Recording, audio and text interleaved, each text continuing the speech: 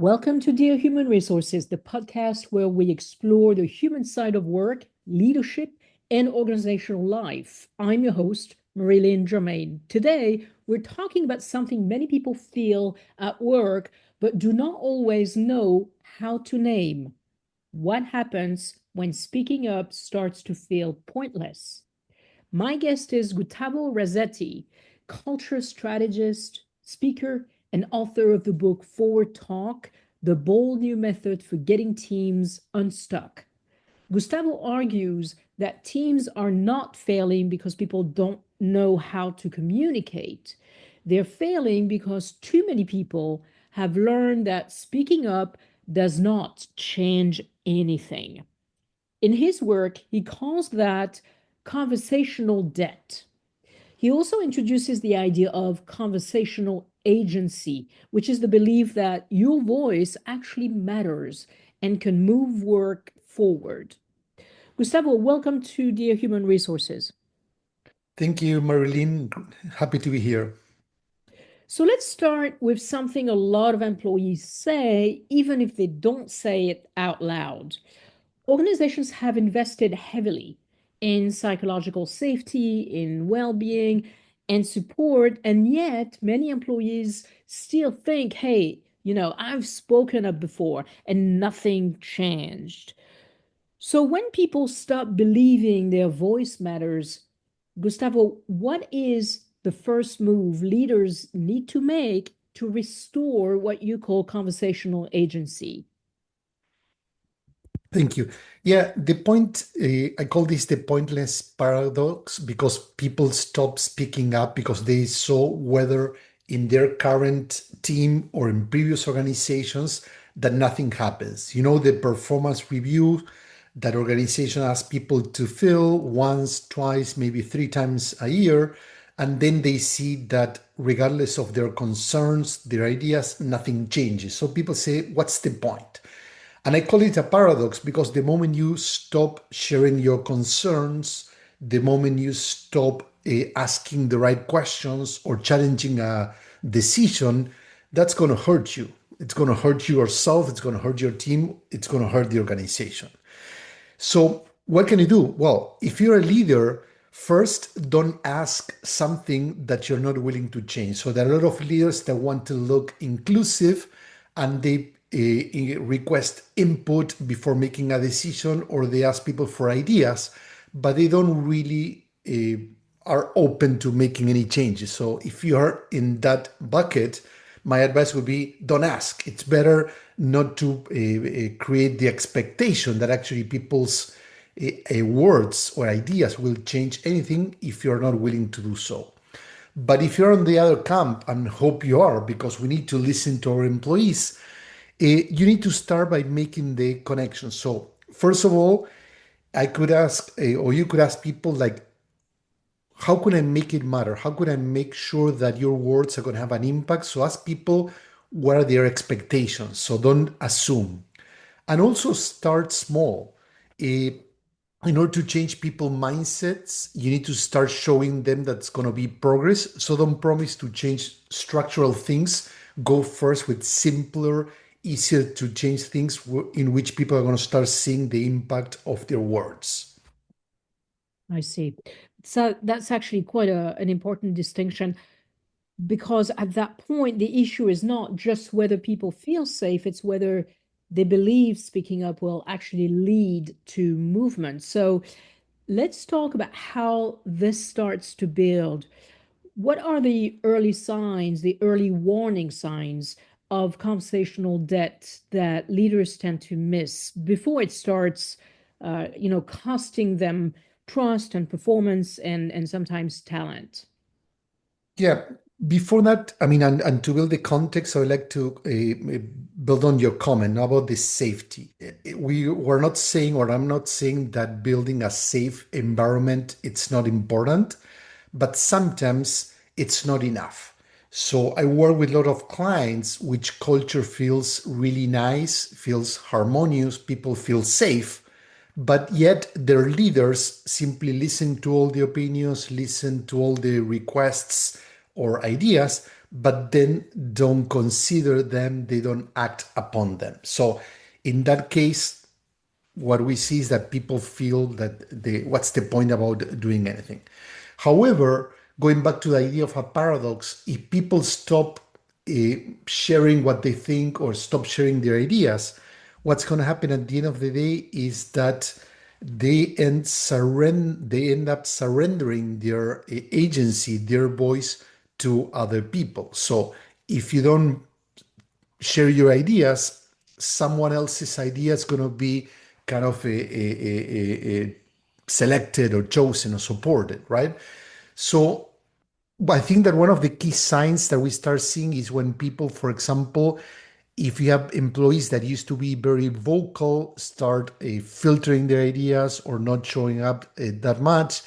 If meetings go or finish too quickly, right? We don't want meetings to lag, and instead of having a half an hour meeting to be 2 hours meetings.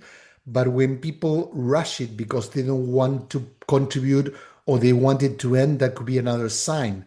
Other signs are when people are looking at you as a leader for permission or for confirmation. So they are basically walking on eggshells. They're not being truly honest. They're testing the waters and see what they're saying is going to be okay or not okay. Not if they're going to be giving their honest point of view.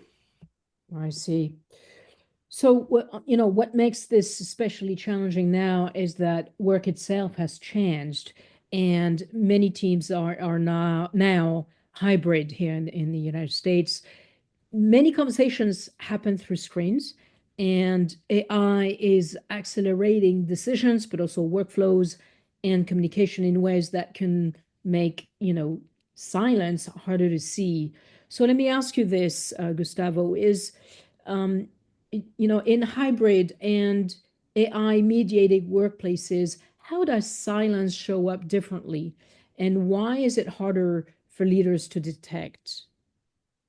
Yeah, that's a great question. I'm building on I give you some examples of signals that are visible, right? So, what happens when you're not in the same room, when you're having a Zoom call that you don't get to see all or read all these signals in the room, right?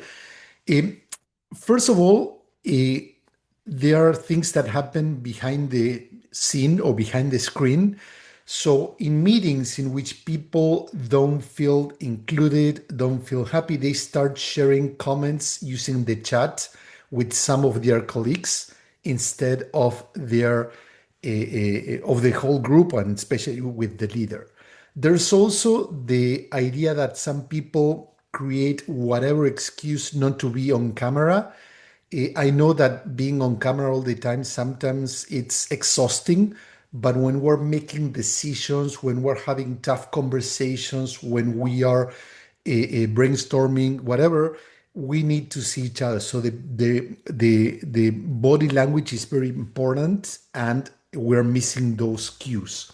Of course, the body language is totally different in a virtual scenario than when we are present. So we also need to be mindful not to misread things, right? If people go off screen because maybe they're grabbing something, that doesn't mean that they're not looking at the person who's speaking or paying attention. Now, the other thing is uh, silence is also confusing. Sometimes when a leader says, hey, we're going to push this direction, and they're looking for people to support the new strategy, the new direction, leaders often assume that silence means agreement. And in a hybrid environment, that's harder, even harder to read because people maybe they are thinking, maybe they need time to process, or maybe they don't want to express their opinions. So it's important to test that assumption and to say, hey, what are we missing before we make this decision? What are we not saying? Does someone don't agree with what I'm recommending? So you need to be more intentional to calling people to speak up.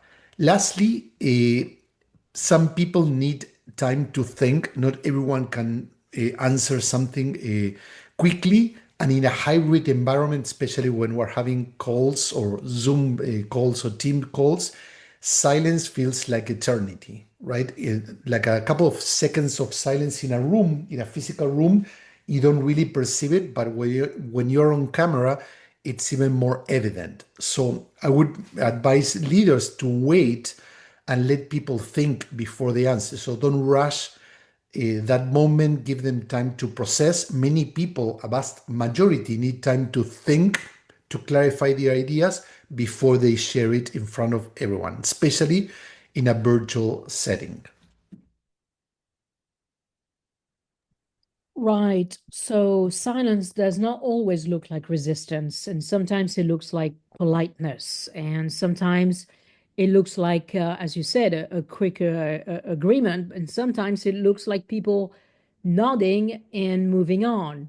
So I want to close with something that I think many listeners will connect with personally. You speak about a kind of workplace resignation where people are not necessarily afraid to speak. They just think it will not matter if they do speak. So, for someone listening right now who is thinking, hey, my voice doesn't matter here, what would you want them to hear? Yeah, if there's some point, so it all depends on the context that people maybe tried and tried and tried, and there is a point that maybe they're giving up. There's always hope, but at some point you might decide, well, if that's not the right workplace for you to be in, well, you need to quit. But before we get there are many other things that you can do. Eh, when we're observing an issue, we are also part of that issue. So being a bystander doesn't help. Many toxic or complicated cultures, if you may, resulted not because some leaders did crazy things, but a lot of people, the people reporting to them, and the people reporting to those reporting to the leader, didn't say anything. So if you don't express your ideas, no one's going to buy them. If you don't express your concerns or your questions, no one's going to do anything about it.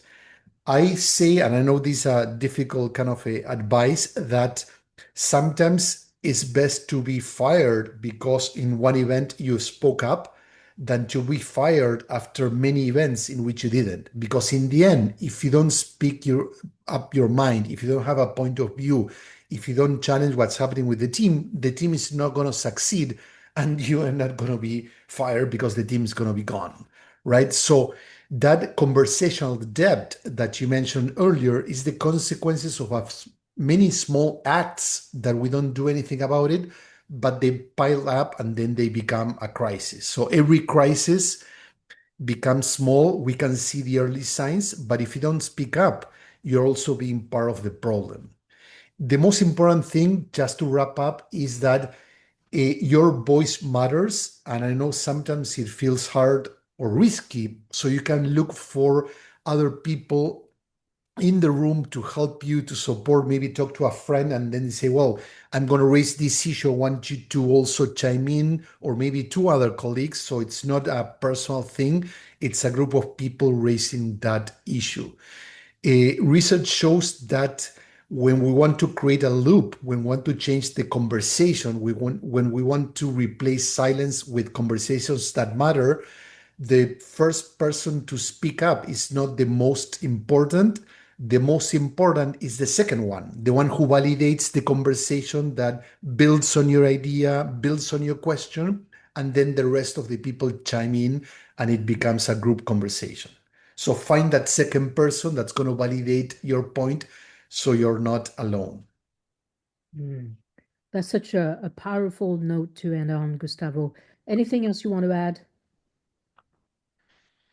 No, I think that once again we talk about the important silence. It's a something that we need to reframe in organizations. Sometimes could be silence. Sometimes could be a sign of people that already gave up. They don't care. They're detached from the problem. But also silence, it's fertile ground for people to think. So we need to use it intentionally, right?